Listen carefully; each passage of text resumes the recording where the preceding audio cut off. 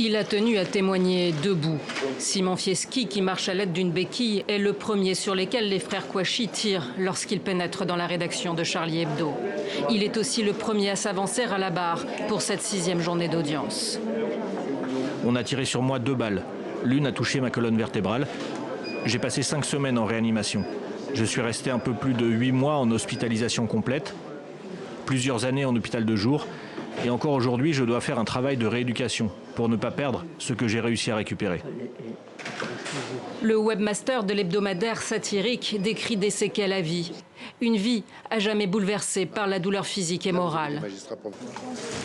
Lui aussi a besoin d'une béquille pour marcher, même si ses blessures étaient moins importantes. Comme Simon Fieschi, le journaliste Fabrice Nicolino, blessé par 3 balles, décrit calmement ce qui s'est passé ce 7 janvier 2015, avant de raconter ce que c'est que travailler aujourd'hui pour Charlie Hebdo, barricadé derrière des portes blindées et des sas gardés par des policiers. Charlie, c'est une vie à part. On trouve une 6e porte, on entre dans Charlie. Un agent de sécurité payé par le journal est là. Il y a aussi une panic room.